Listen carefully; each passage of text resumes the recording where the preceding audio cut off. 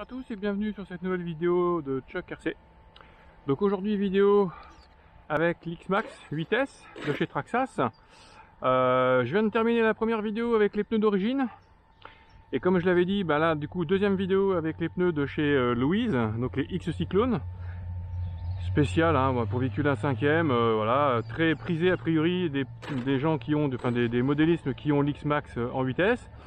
Donc différence des pneus, des pneus avec des gros chevrons, hein, type tracteur, on voit bien là, légèrement plus grand en diamètre, un chouille plus fin en largeur, mais surtout un peu plus grand en diamètre, plus lourd aussi, et une structure bien différente, parce qu'on a vraiment des gros chevrons.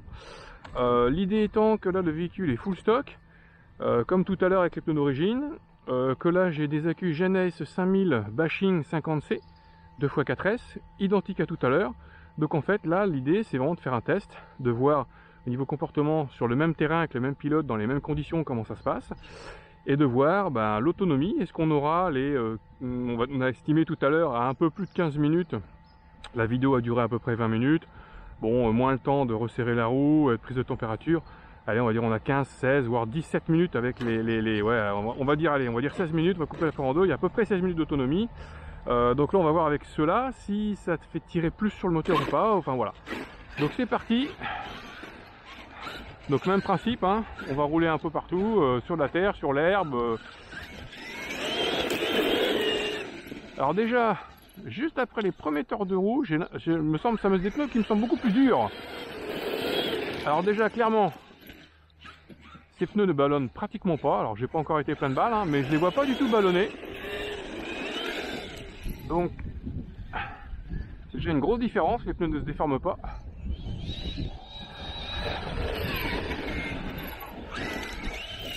Alors les pneus se déforment pas, mais j'ai l'impression qu'ils crochetent quand même beaucoup plus, ce qui serait assez logique puisqu'ils ont quand même des gros chevrons par rapport aux autres. Mais j'ai l'impression que ça crochete plus puisque j'ai l'impression d'avoir plus de motricité.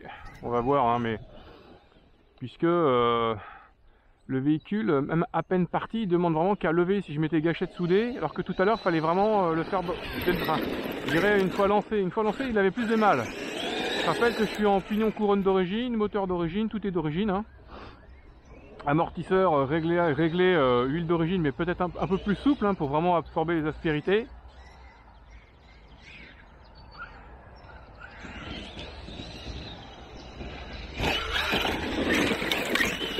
Allez, je me prends quelques cailloux dans la tronche, c'est pas grave. Ah ouais, alors les pneus ballonnent pas du tout. Alors je vous avoue que moi je préfère. Rien que pour ça déjà. Parce qu'on garde, les pneus ne ballonnant pas, on garde vraiment j'ai l'impression de pouvoir le mettre dans le rail plus facilement, de le mettre dans la trajectoire que je veux. Ah ouais, carrément.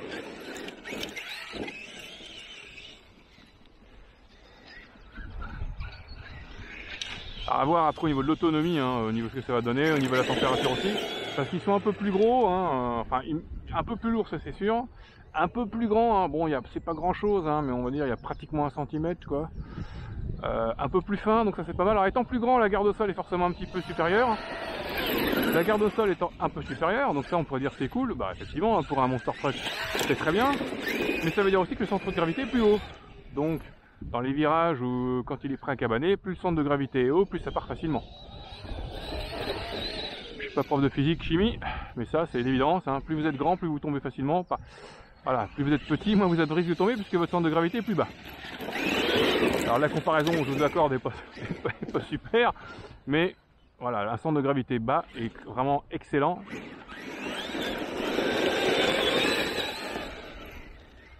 Hop là, casquette, allez, ouais, et en plus j'ai du bol, super. Donc là, ouais, le travers, là, il a bien cranté. Alors, ce que je vais faire aussi, comme tout à l'heure, c'est partir pleine balle de loin, faire un freinage. Donc là, ouais, là, il a piqué du nez, j'ai mis les gaz pour essayer de redresser. Bon, il a pas cabané, mais un atterrissage pas top quoi. Bon, le saut n'était pas beau non plus, hein, donc bon, l'un dans l'autre. Alors... je confirme que ces pneus crochetent vachement plus. Puisque là j'ai fait le même test que tout à l'heure. Pleine balle, arrivé dans la poussière, j'ai freiné à fond. il s'est arrêté beaucoup plus vite, mais il a tout de suite bloqué, le train avant a plongé et là ça a bloqué.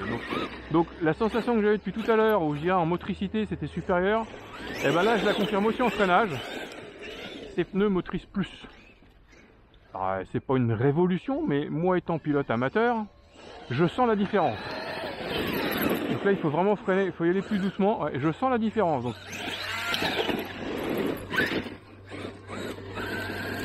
je sens une différence, ouais. Donc là c'est quand même...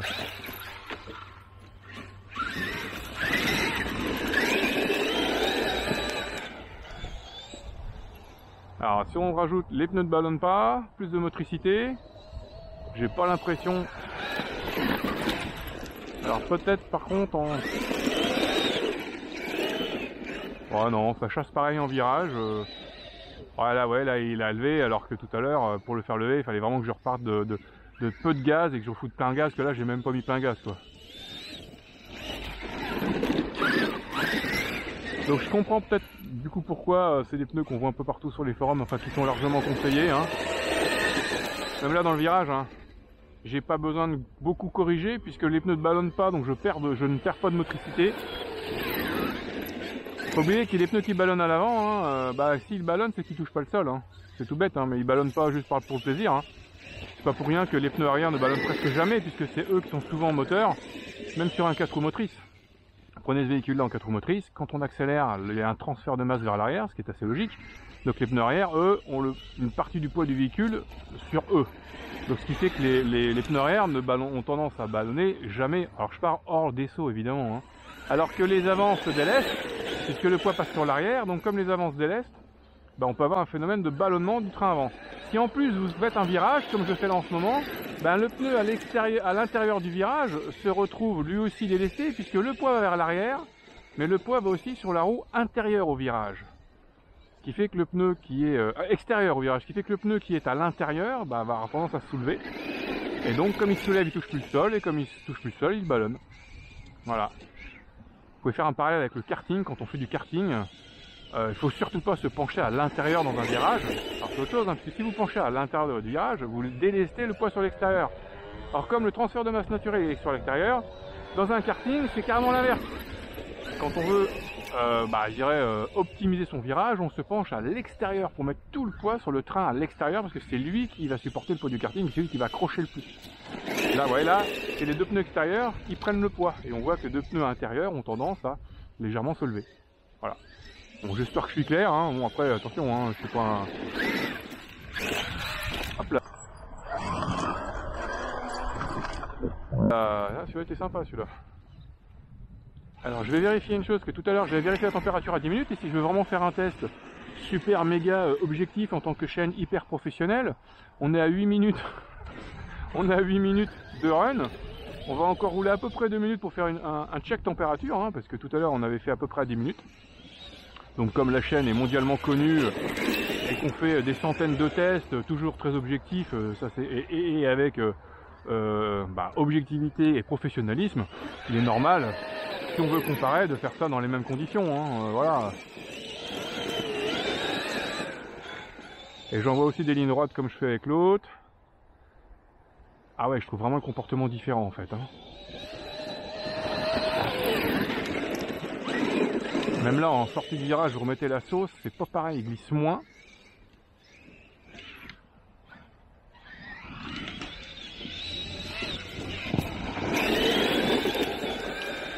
Alors petits inconvénients, c'est qu'il envoie valser beaucoup plus de merde sur l'arrière. Alors à chaque virage, je me prends plein de gravillons. Ce qui n'était pas le cas tout à l'heure, hein.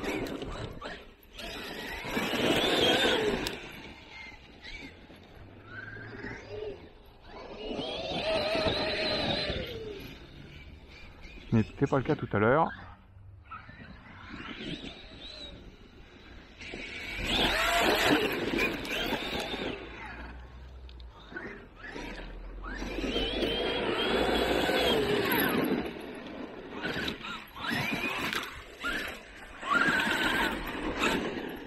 Allez hop, on va sortir mon ami René.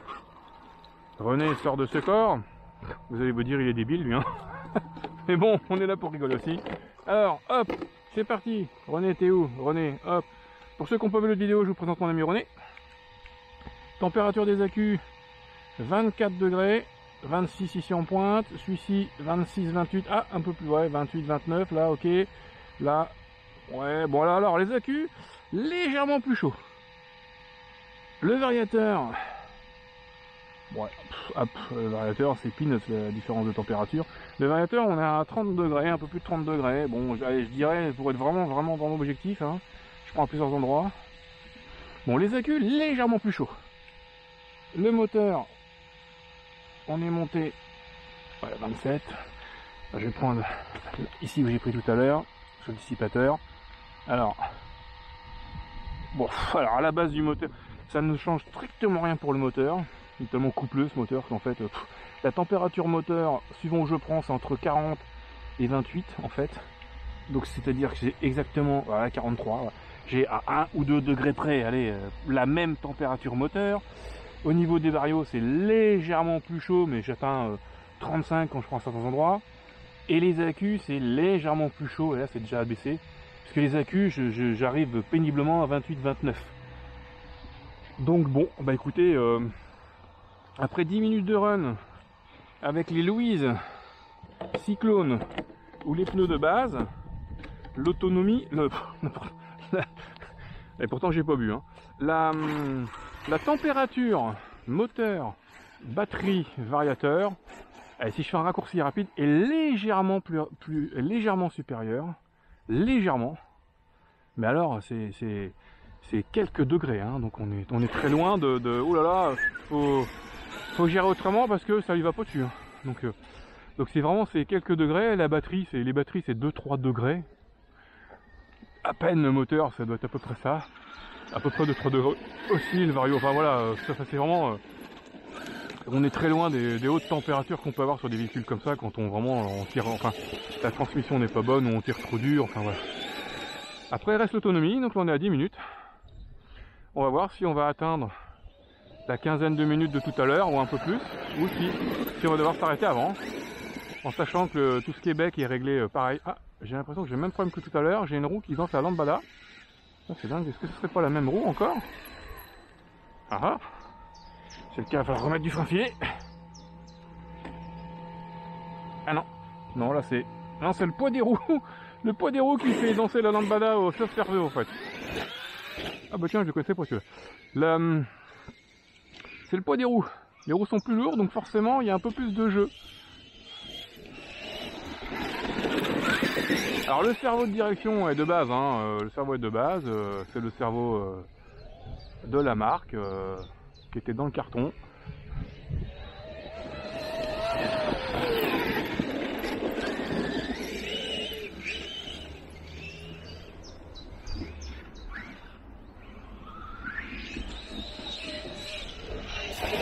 Alors j'ai vu là qu'il y avait un petit truc sympa là, ces pommes gaufrées là.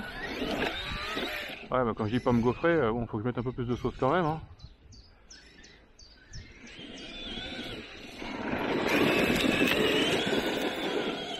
Bon, la pêche est toujours là. Hein.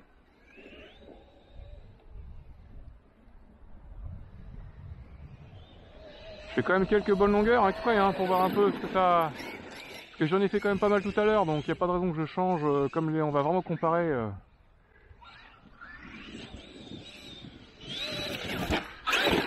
Oh, c'était pas joli ça.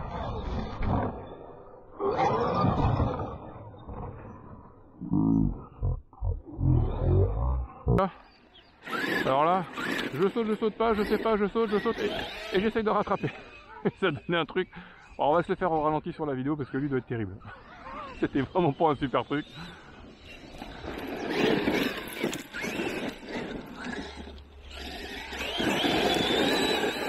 Ouais, je remets la sauce et ça part, la pleine balle. Alors, une notion de sécurité sur ces véhicules-là, environ 9 kg, hein, j'allais dire tout plein fait, c'est pas tout plein fait, mais avec les batteries, en fonction des batteries, on va dire entre 9 et 10 kg, bah, vous prenez ça dans les pattes, ça peut faire énormément de dégâts, pardon. Donc, notion de sécurité, hein, toujours être derrière. Ouais, et ça, si j'ai voulu le faire, hein, on aurait pu croire que c'était un stoppie avec retournement comme en bécane, mais non. Notion, voilà, sécurité, il faut faire gaffe parce que 9 kg qui arrive, alors vitesse de pointe, j'en ai aucune idée, mais ça roule pas mal, hein. Donc sur la fiche technique, je crois qu'ils mettent, ça doit être pas loin de 80, je crois, quelque chose comme ça. Bon, peut-être pas, mais là, ouais, ça, comme ça, pleine balle dans les pattes, ça peut faire très très mal, surtout pour un enfant. Donc voilà, au niveau notion de sécurité, il faut faire super gaffe. Que ce soit un enfant ou un adulte, hein, toujours faire attention, toujours se positionner derrière le pilote. Et si possible, ne pas rouler à 50 côte à côte, parce qu'on ne sait jamais ce qui peut se passer. C'est pour ça d'ailleurs que sur les pistes cet été, etc., les pilotes sont plutôt éloignés et que s'il y a suffisamment de place pour que tout le monde puisse voilà, évoluer. Voilà. Donc sur des pistes, enfin sur des terrains un peu sauvages comme ça, prévoir un endroit où on peut être à plusieurs pour pas que voilà. Alors évidemment, hein, en fonction de ce qu'on fait, hein, en crawler, il n'y aura pas trop de problèmes normalement. Hein. Hop là. Ah non, oh l'enfoiré. Mais donc je vais essayer de pas trop traîner parce que je voudrais quand même pas. Alors, ça dit quoi? On est à 15 minutes 40 de vidéo, hein, donc on n'est pas encore à 15 minutes de roulage parce qu'il y a quand même eu la prise de température. Mais mine de rien, bon, s'il tient encore 3-4 minutes, on sera sur une autonomie à peu près identique. Donc bah, chapeau, hein. Bon, honnêtement, hein, même si l'autonomie là tombe, c'est terminé, moi je les démonte pas, je les laisse ceux-là. Hein.